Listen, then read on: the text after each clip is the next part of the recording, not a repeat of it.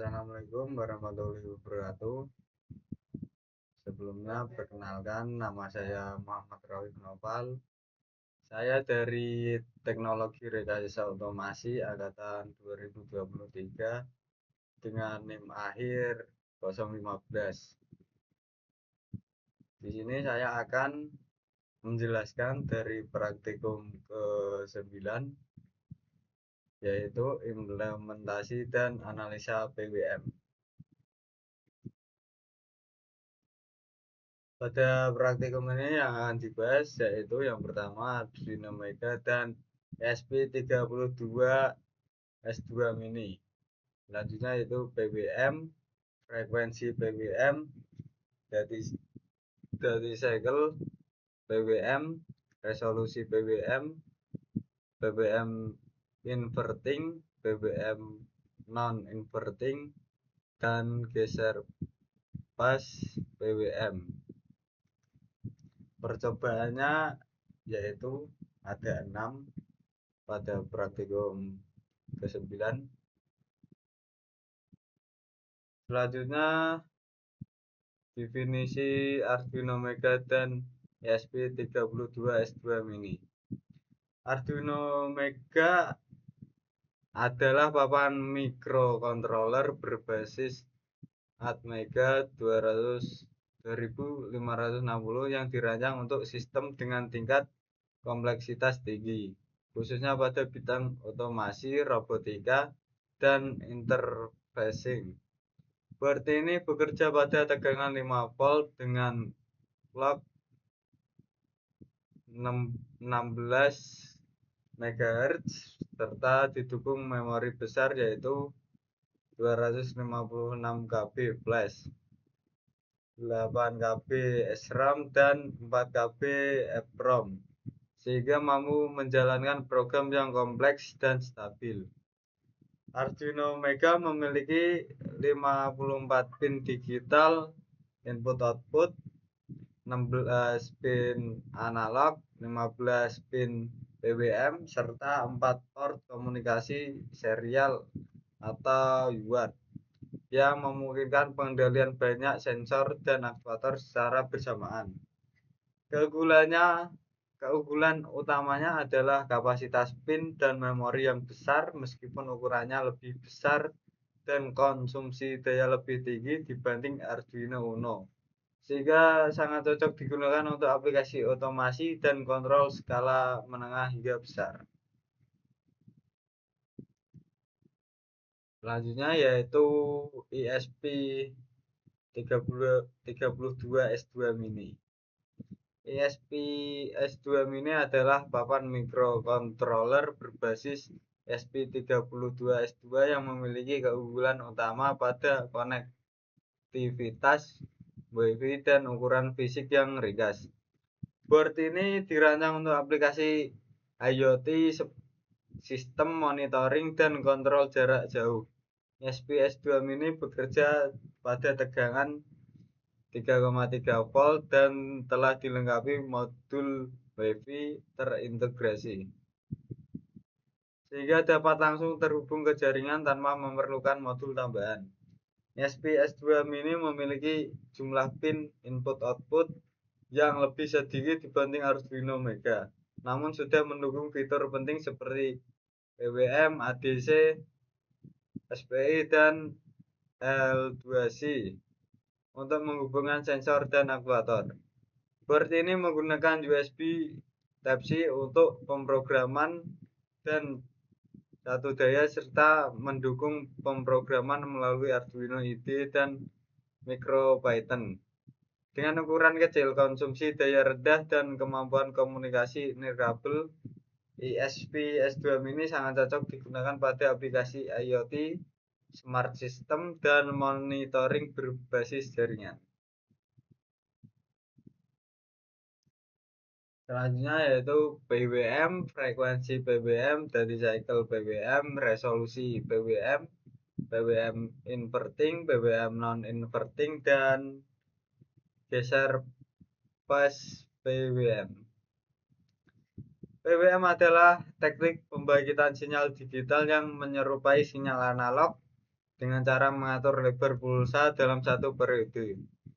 Parameter utama PWM meliputi frekuensi PWM, yaitu jumlah siklus pulsa per detik yang menentukan kehalusan kontrol dan respon beban, serta duty cycle, yaitu persentase waktu sinyal berada pada kondisi X dalam satu periode yang menentukan besar kecilnya daya atau tegangan efektif yang diberikan. Selain itu, resolusi PWM menunjukkan tingkat ketelitian pengaturan duty cycle biasanya dinyatakan dalam bit, di mana semakin besar resolusinya maka semakin halus perubahan output yang dihasilkan. PWM memiliki beberapa mode pengaturan, yaitu non-inverting PWM, di mana duty cycle berbanding lurus dengan level output. Semakin besar duty cycle, semakin besar output.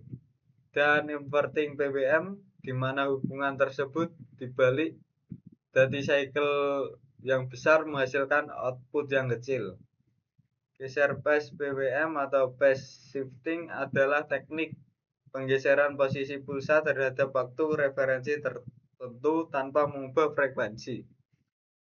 Dia sering digunakan untuk mengurangi noise, mengatur sinkronisasi, atau membagi beban daya pada sistem kembali motor dan power elektronik.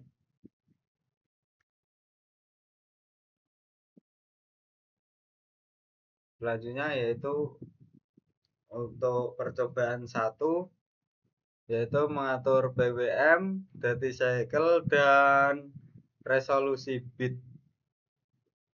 Untuk percobaannya seperti di video berikut.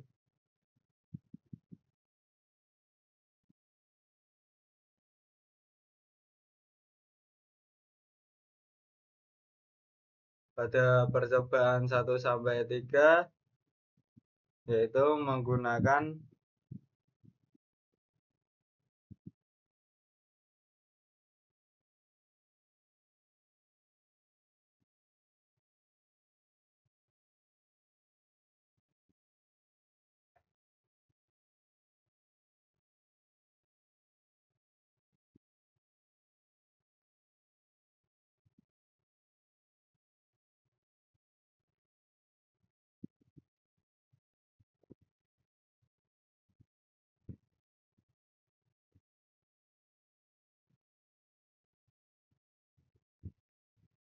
selanjutnya yaitu percobaan kedua menggunakan 2 pin PWM, yaitu inverting dan non-inverting.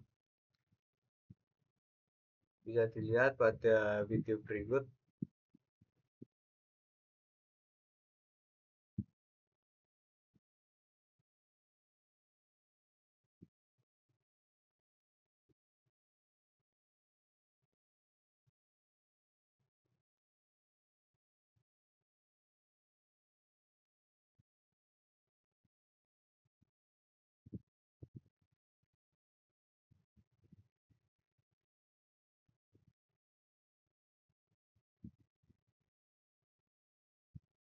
Selanjutnya yaitu percobaan ketiga,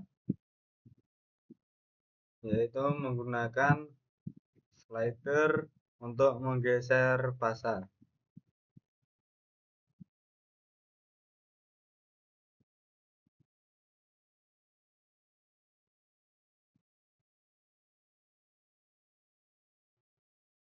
Jadi seperti ini.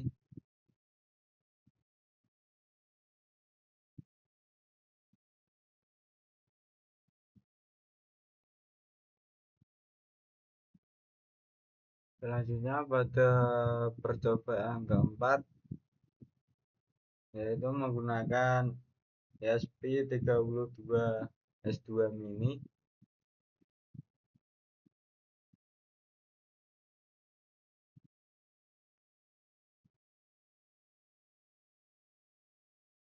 Pada percobaan keempat, yaitu untuk mengubah besaran PWM menggunakan ESP32 mini.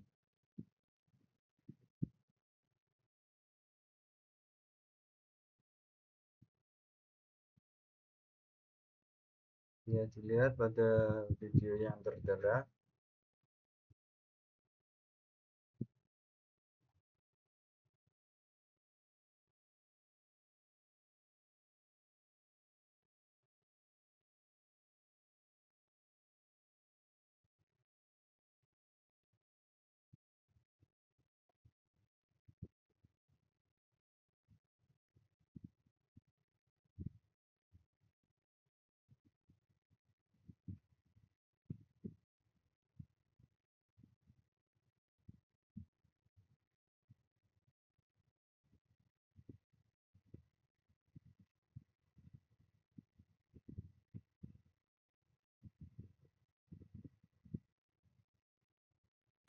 Yuk, oke, kita akan memulai percobaan kedua.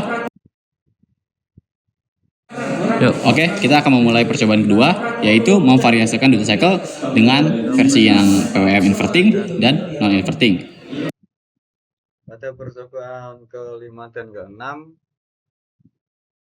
sama seperti percobaan kedua dan ketiga, yaitu menggunakan 2 pin PWM inverting dan non inverting, dan menggunakan slider untuk menggeser pasang menggunakan ESP32. Di sini kita akan memulai percobaan. Di sini kita bisa lihat kita menggunakan duty cycle 50% dengan versi inverted PWM. Nah, gimana hasilnya jika kita ubah ke non inverted PWM? Nah, seperti berikut. Nah, kenapa tidak berubah? Dikarenakan duty cycle-nya masih 50%. Coba kita ganti ke 75%. Nah, 75%, oke. Kita dari non inverted, kita akan balikan menjadi inverted. Oke, dalam 3, 2, 1. Oke. Seperti berikut. Oke, itu sudah cukup untuk mengetahui bahwa PWM yang bisa di-invert dan non inverted akan menghasilkan output berupa PWM yang terbalik. Oke. Selanjutnya itu simulan. Berdasarkan keseluruhan praktikum, implementasi dan analisa PWM, dapat disimpulkan bahwa teknik PWM merupakan metode yang efektif untuk mengendalikan daya dan sinyal analog. Semua menggunakan keluaran digital microcontroller melalui pengaturan duty cycle, frekuensi, dan resolusi PWM. Sistem mampu mengontrol kecepatan motor, intensitas LED, serta respon aktuator secara halus dan presisi sesuai kebutuhan aplikasi. Selain itu, pemahaman terhadap metode PWM non-inverting, inverting, dan geser bus memberikan wawasan penting dalam optimasi kinerja sistem, terutama untuk mengurangi noise, meningkatkan efisiensi, dan menjaga kestabilan sinyal.